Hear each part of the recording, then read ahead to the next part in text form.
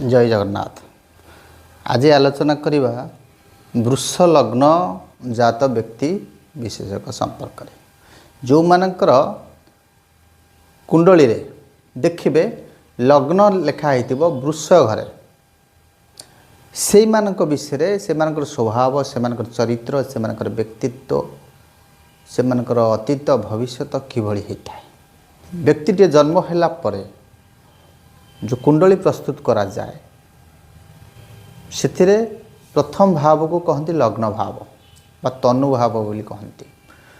लग्न भाव रु गोटे मनुष्यर 60% जिनस प्रेडिक्शन करा जाए।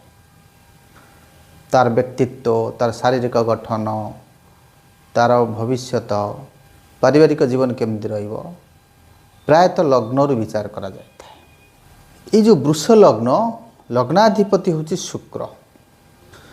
आमे समस्ते जानिचे शुक्र होउछंती बा शुक्रंकर इष्ट देवी होउछंती माँ लक्ष्मी। शुक्र भोग विलास ऐश्वर्यर कारक। तेणु वृष लग्न व्यक्ति साधारणतः लग्जरियस लाइफ की मेंटेन करबा पई बेसी पसंद करती। जीवन को भोग विलास अतिबाहित करने माने चेष्टा करिथांती। वेश पोशाक उपरे बा गृहरे शौकीनी द्रव्य बा गाड़ी घर इत्यादि करने पई माने मन बळाई थांती।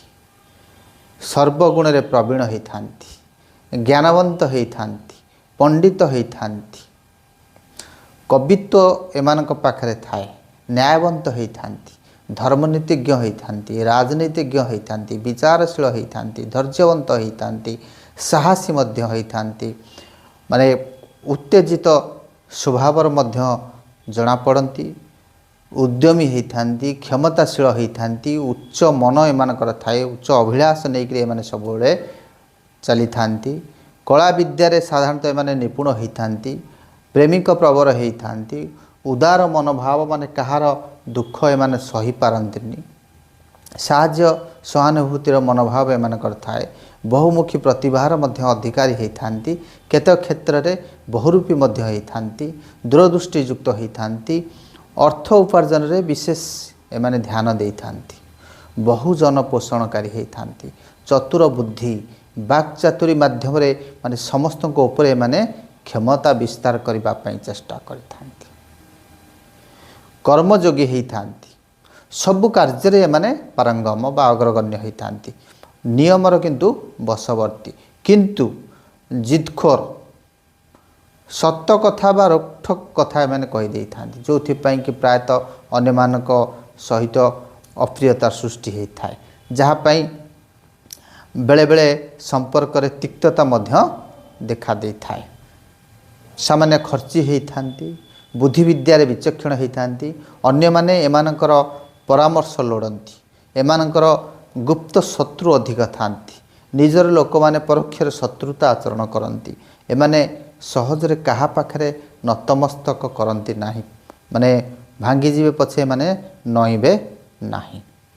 विपद समय माने भय न करी सामना करिथांती बा अन्य को साहाय्यर हाथ बढ़ाई थांती। एमाने शक्त मांसपेशी और सुगठित शरीर युक्त होती, मुखमंडल सामान्य लंबा थाए, आमिष प्रिय होती, दृढ़ और सहनशील होती, धर्म भीरु ईश्वर विश्वासी धर्मादि एसबु कार्य एमानकर विशेष आग्रह थाए। शांति प्रिय होइथिबारु एमाने माने कंट्रोवर्सी मध्य को जीवापाई एतटा पसंद करती नाही। सेथिपाई बेले बेले अन्य माने एमाने को स्वार्थपर बोली विवेचना करिथांती। किभଳି निजे सुखरे रहिबे ताहा अधिका चिंता करती, सुखरे रही सारिला परे एमाने अन्य को अन्यर कथा एमाने चिंता करिथांती। सुखाद्य प्रिय होइथांती, नृत्य गीत वाद्य एसबु एमानकर रुचि थाए, जहाँ मु प्रथमरु कहिछि। जेतिकी लढ़ुआ सेतिकी अलसुआ मध्य होइथांती, एमाने गुण स्वभाव चरित्र व्यक्तित्व विषय अवगत न होई शारीरिक सौंदर्यता देखी बेले बेले अन्य प्रति आकृष्ट हो जाती, जहाँ पाई नीच स्तर पुरुष बा नीच स्तर ସ୍ତ୍ରୀ ସହିତ ଏମାନଙ୍କର ସମ୍ପର୍କ ସୃଷ୍ଟି ହୋଇଯାଇଥାଏ। ପରେ ଯଦି ବା ଏମାନେ ଅନୁତାପ କରନ୍ତି ସେତେବେଳକୁ ନେଡ଼ି ଗୁଡ଼ କହୁଣିକି ବୋହିଯାଇଥାଏ। ଶାନ୍ତିପ୍ରିୟ ହେଲେ ମଧ୍ୟ ଏମାନେ ସୁଖରେ ଜୀବନ କାଳାତିପାତ କରିବା ସହ ପରିବାରର ଅନ୍ୟର ଦୁଃଖରେ ଦୁଃଖୀ ମଧ୍ୟ ସୁଖରେ ସୁଖୀ ମଧ୍ୟ ହୋଇଥାନ୍ତି। ଏମାନେ ବ୍ୟବହାରିକ ଜ୍ଞାନ ଜାଣିବା ସହ ଆତ୍ମନିର୍ଭରଶୀଳ ହୋଇଥାନ୍ତି। ଜୀବନସାଥୀଙ୍କ କଥାକୁ ସମ୍ମାନ ଦେବା ସହ ତାଙ୍କର ପରାମର୍ଶ ମଧ୍ୟ ଲୋଡ଼ିଥାନ୍ତି। ବୈବାହିକ ଜୀବନରେ ଆବଦ୍ଧ ହେଲା ପରେ ଜୀବନସାଥୀ ପ୍ରତି ଏମାନଙ୍କର ଅଧିକ ସ୍ନେହ ବା ଆନୁଗତ୍ୟ ବଢ଼ି ଯାଇଥାଏ। ଏମାନଙ୍କର ସିଲେକ୍ଟିଭ୍ ବନ୍ଧୁ ଥାନ୍ତି, ଯାହା ସହ ବନ୍ଧୁତା କରନ୍ତି ଜୀବନ ସାରା ସମ୍ପର୍କ ରଖିଥାନ୍ତି। ତାର ଗୁଣ ସ୍ୱଭାବ ଚରିତ୍ର ମ୍ୟାଚ୍ ହେଲା ପରେ ଏମାନେ ବନ୍ଧୁତ୍ୱ କଣ୍ଟିନ୍ୟୁ କରିଥାନ୍ତି। ଥରେ ଯଦି ତା ସହିତ ନିବିଡ଼ତା ଆସିଗଲେ ତାର ସମସ୍ତ ଅନ୍ୟାୟ ଅତ୍ୟାଚାରକୁ ସହିଯିବେ ପଛେ, କିନ୍ତୁ ବନ୍ଧୁତ୍ୱ ବା ସମ୍ପର୍କରେ ସେ କେବେ ତ୍ରୁଟି ରଖିବେ ନାହିଁ। ଏମାନେ ନିଜକୁ ଅତି ଚତୁର ଭାବି ପ୍ରତିପକ୍ଷକୁ ଗୌଣ ମନେ କରନ୍ତି, ସେଥିପାଇଁ ଠିକ୍ ସମୟରେ ପ୍ରତିପକ୍ଷର ଆକ୍ରମଣର ଶିକାର ହୋଇଥାନ୍ତି। ସ୍ଥିରତା, ରକ୍ଷଣଶୀଳତା, ସହିଷ୍ଣୁତା, ଆତ୍ମକୈନ୍ଦ୍ରିକତା, ଗଠନଶୀଳତା ଏମାନଙ୍କ ଅନ୍ତର୍ନିହିତ ଗୁଣ। ବାସ୍ତବବାଦୀ ଏମାନେ ହୋଇଥାନ୍ତି। ନୂତନତା ଠାରୁ ପ୍ରାଚୀନତାକୁ ଏମାନେ ବେଶୀ ଗୁରୁତ୍ୱ ଦିଅନ୍ତି। ଘର ନିର୍ମାଣ, ଶିଳ୍ପ, ପଶୁପାଳନ, ଔଷଧ ବ୍ୟବସାୟ, ଅଳଙ୍କାର ବ୍ୟବସାୟ, ଶିକ୍ଷକତା, ପ୍ରଚାରକ, ଡକ୍ଟର, ସାହିତ୍ୟିକ, କଳାକାର ଏସବୁ ପେଶା ଏମାନଙ୍କ ପାଇଁ ରୁଚିକର ହୋଇଥାଏ ବା ଏସବୁ କ୍ଷେତ୍ରରେ ଏମାନେ ସୁନାମ ଅର୍ଜନ କରନ୍ତି। ଆକାଉଣ୍ଟସରେ ବି ଏମାନେ ପାରଦର୍ଶିତା ଲାଭ କରିଥାନ୍ତି। ଚାର୍ଟାର୍ଡ ଆକାଉଣ୍ଟାଣ୍ଟ ଯେଉଁଟା ଆମେ କହୁଛେ, ବ୍ୟାଙ୍କିଂ ଆଦିରେ ମଧ୍ୟ ଏମାନେ ଦକ୍ଷତା ଥାଏ। ଏମାନେ ଭାଗ୍ୟ ଉପରେ ବେଶୀ ନିର୍ଭର କରନ୍ତି ଏବଂ ପାରିବାରିକ ଅଶାନ୍ତିରେ ବେଳେବେଳେ ବିଚଳିତ ହୋଇ ଗୃହ ପରିତ୍ୟାଗ ମଧ୍ୟ କରିଦେଇଥାନ୍ତି। ବେଳେବେଳେ କୁସଙ୍ଗୀ ଦ୍ୱାରା ପ୍ରଭାବିତ ହୋଇ ଏମାନେ ଖରାପ ବାଟକୁ ମଧ୍ୟ ଚାଲି ଯାଇଥାନ୍ତି। ସବୁଠାରୁ ବଡ଼ କଥା ହେଉଛି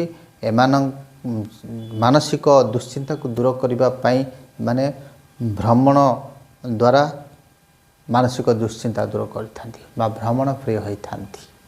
ବୃଷ ଲଗ୍ନଧାରୀ ବ୍ୟକ୍ତି ନିଜର ଜୀବନଚର୍ଯ୍ୟାକୁ ଶୃଙ୍ଖଳିତ ମାର୍ଜିତ କରିବା ପାଇଁ ହେଲେ ଆପଣ ପ୍ରତ୍ୟେକ ଶୁକ୍ରବାର ଦିନ ଧଳା ଗାଈକୁ ନିଜ ଖାଦ୍ୟରୁ କିଛି ଖାଇବାକୁ ଦିଅନ୍ତୁ। ଜୀବନଚର୍ଯ୍ୟା ନିଶ୍ଚିତ ଭାବରେ ମଙ୍ଗଳମୟ ହେବ। ଜୟ ଜଗନ୍ନାଥ, ଜୟ ଜଗନ୍ନାଥ, ଜୟ ଜଗନ୍ନାଥ।